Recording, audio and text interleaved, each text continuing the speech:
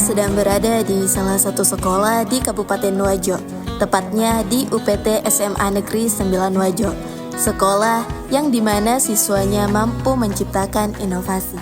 Jadi setelah dari observasi yang kami lakukan atau pengamatan yang dilakukan, itu dari masyarakat di Kabupaten Wajo itu tidak menggunakan mahoni. Jadi mahoni ini tuh cuma hanya berjatuhan dan menjadi sampah saja, karena mereka belum tahu kandungan dari biji mahoninya tersendiri. Berdasarkan dari penelitian sebelumnya yang kami lihat secara teori, itu ada kandungan flavonoid, saponin, tanin, dan steroidnya. Keunggulan dari inovasi ini yaitu menggunakan bahan alami, yaitu ekstrak biji buah mahoni yang dikombinasikan dengan ekoenzim sebagai repelen nyamuk, dan menggunakan metode yang aman yaitu mengekstrak biji buah mahoni dengan panci presto, tidak menggunakan pelarut atau metanol dan metanol. Berdasarkan dari penelitian kami, yaitu dari hasil observasi yang dikatakan juga dari Badan Penanggulangan Bencana Nasional, yang mengatakan bahwa Kabupaten Wajo itu merupakan wilayah yang topografinya itu didominasi oleh daratan rendah, sehingga menjadi tempat banjir tahunan. Nah, di mana banjir tahunan ini tuh genangan airnya tuh tidak mengalir karena kita adalah daratan rendah nih. Jadi kalau misalnya daerah-daerah di sekitar Wajo itu mengalami banjir, maka airnya itu akan turun ke Wajo. Maka dari itu, dan berdasarkan dari penelitian kami, genangan air tersebut bisa menyebabkan yang namanya peningkatan populasi nyamuk. Sehingga kami ingin membuat repelen untuk adanya pengusiran dari nyamuk tersebut. Hasil uji lab Universitas Hasanuddin mendapatkan hasil bahwa larutan ekstrak biji buah mahoni dengan ekoenzim memiliki kandungan seperti flavonoid, alkaloid, tanin, dan saponin yang merupakan senyawa bioaktif yang dapat mengusir bahkan mematikan nyamuk. Jadi pertama-tama kita mengekstrak biji buah mahoninya menggunakan panci presto. Nah, kemudian hasil dari panci presto tersebut kita peras bijinya. Nah, di mana bijinya tersebut akan mengeluarkan larutan atau semacam cairan seperti itu. Nah, kemudian cairannya tersebut nanti itu dicampurkan dengan ekoenzim. Nah, ekoenzim dari hasil P5 di sekolah kita kan di UPT SMA Negeri 9 Wajo. Nah, setelah itu jadilah repelen yang dapat mengusir nyamuk itu.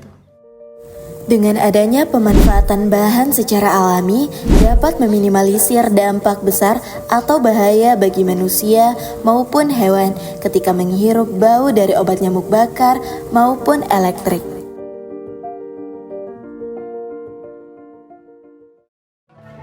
Sekolah berupaya apapun yang bisa kita bantukan ke anak ini, kita akan bantu mereka supaya dia berhasil untuk menuntaskan karya mereka. Kemudian kita juga banyak melakukan komunikasi dengan berbagai instansi terkait atau komunitas terkait untuk kemudian supaya karyanya nanti itu bukan hanya di lingkup lomba saja, tapi memang bisa dikembangkan di bidangnya masing-masing. Saya pikir seperti itu.